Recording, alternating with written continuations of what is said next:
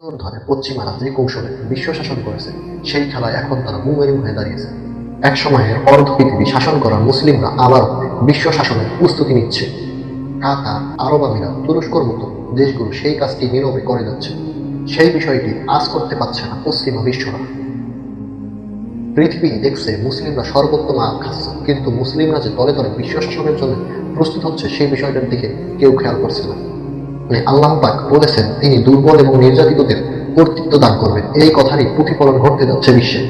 গাজা ইস্যুতে যখন পুরো বিশ্ব আওয়াজ তুলছে তখন প্রশ্ন উঠছে আরব নেতারা চুপ কেন? বরং উল্টো তারা পশ্চিমা বিশ্বের সাথে ব্যবসা বাণিজ্য এবং অন্যান্য দৈনন্দিন কাজে ব্যস্ত। প্রশ্ন উঠছে আরব নেতারা এত রক্ত দেখেও কেন নিশ্চুপ হয়ে বসে আছে? প্রশ্নটা লুকিয়ে আছে। এই উত্তরটা দেখার জন্য আপনাদের ভালো করে সেই বিষয়টির দিকে খেয়াল করতে হবে। 1948 সালে ইসরায়েল রাষ্ট্র প্রতিষ্ঠার পর সিরিয়া, ইরাক, লেবানন, জর্ডান সহ পূর্ববর্তী দেশ ইসরায়েলের বিরুদ্ধে যুদ্ধের ঘোষণা দেয়। সেই কাজ তারা তখন যুদ্ধের প্রস্তুতি নিয়ে ইসরায়েলকে আক্রমণ করে এবং ফলস্বরূপ কি দেখা যায়?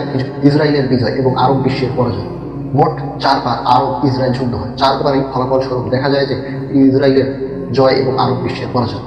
ফলাফল স্বরূপ দেখা যায় যে গাজা পশ্চিম তীর গোলান মালভূমি ইসরায়েল দখল করে নেয়।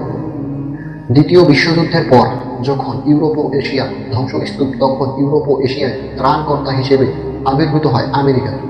যুদ্ধ বিধ্বস্ত ইউরোপে শিল্প এবং অবকাঠামো নির্মাণে আমেরিকা বিলিয়ন বিলিয়ন ডলার সহায়তা এবং ঋণ প্রদান করে। ফলস্বরূপ দেখা যায় যে ইউরোপ আমেরিকার অর্থায়ন এবং বিলিয়ন বিলিয়ন ডলার বিনিয়োগের ফলে ইউরোপ খুব তাড়াতাড়ি ঘুরে দাঁড়ায় এবং ফলাফল স্বরূপ দেখা যায় যে ইউরোপ রাজনৈতিক, অর্থনৈতিক এবং অস্ত্রের দিক থেকে পরোক্ষভাবে আমেরিকার উপর নির্ভরশীল হয়ে পড়ে। আমেরিকা একচেটিয়াভাবে ইউরোপের উপর আধিপত্য বিস্তার করে। হয় যে সেই সময় দক্ষ নেতা পরিচয় দিয়েছিলেন মার্কিন প্রেসিডেন্ট রুজভেল্ট। কথা বলে আমেরিকা বিশ্বে সুপার পাওয়ারের ক্ষমতা লাভ করে। এই পুঁজিবাদীদের সাথে পুঁজি খেলা হয় বিশ্ব। আরব প্রতিষ্ঠিত ফান্ড এবং আরব নেতারা আমেরিকা এবং ইউরোপে ট্রিলিয়ন ট্রিলিয়ন ডলার বিনিয়োগ করেছে। পশ্চিমা বাজারের বিরাট একটি অংশ এখন আরব নেতাদের দখল। যুক্তরাষ্ট্রের হিথ্রো বিমানবন্দর থেকে শুরু করে বড় বড় সামরিক প্রযুক্তির মালিক এখন আরবরা। ম্যানচেস্টার সিটি, পিএসজি এর মতো বড় বড় ক্লাবও এখন আরবদের দখল। বিশ্লেষকরা বলছে এই বিনিয়োগগুলো শুধু আর্থিক বিষয় নয়, পশ্চিমা রাজনীতিতে প্রতিপত্তি লাভের মাধ্যম ও কূটনৈতিক তৎপরতা বৃদ্ধির এক খেলা। অর্থের মায়াজালে বিশ্বকে বন্দী করা আমেরিকা ও তার পশ্চিমা মিত্ররা এবার ধীরে ধীরে সেই ফাঁদেই আটকে যাচ্ছে, যার প্রভাবও দেখছেন বিশ্ববাসী। সৌদির বিনিয়োগ তুলে নেওয়ার হুঁশিয়ারিতেই সিদ্ধান্ত বদল করে নিয়েছিল তৎকালীন প্রেসিডেন্ট বারাক ওবামা। 2022 সালেও বড় খেল দেখিয়েছিল সৌদি প্রিন্স। বিশ্লেষকরা বলছেন এই বিনিয়োগগুলো শুধু আর্থিক বিষয় নয়, পশ্চিমা রাজনীতিতে প্রতিপত্তি লাভের মাধ্যম ও কূটনৈতিক তৎপরতা বৃদ্ধির এক খেলা। অর্থের মায়াজালে বিশ্বকে বন্দী করা আমেরিকা ও তার পশ্চিমা মিত্ররা এবার ধীরে ধীরে সেই ফাঁদেই আটকে যাচ্ছে। বাদ যায়নি ট্রাম্প প্রশাসন। $2.24 ট্রিলিয়ন বিনিয়োগ লাভের আশায় ছুটে গিয়েছিলেন মধ্যপ্রাচ্য। বলা হচ্ছে সৌদি আরব, আমেরিকা, কাতারের সবচেয়ে বড় বিনিয়োগ মুসলিম শাসকরা। বলা হচ্ছে সৌদি আরব, আরব আমিরাত, কাতারের সবচেয়ে বড় বিনিয়োগ এটা মুসলিম শাসকরা। সাদ্দাম, গাদ্দাফির পথে নাগিয়ে হোয়াইট হাউসে আরবদের নিয়ন্ত্রণ ও প্রতিপত্তি বিস্তারের খেলা খেলছে।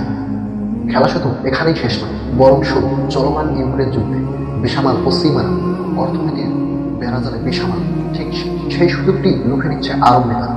আন্তর্জাতিক বিভিন্ন খবর বলছে 2024 সালে আরবরা ইউরোপে 24 বিলিয়ন মার্কিন ডলার বিনিয়োগ করেছে।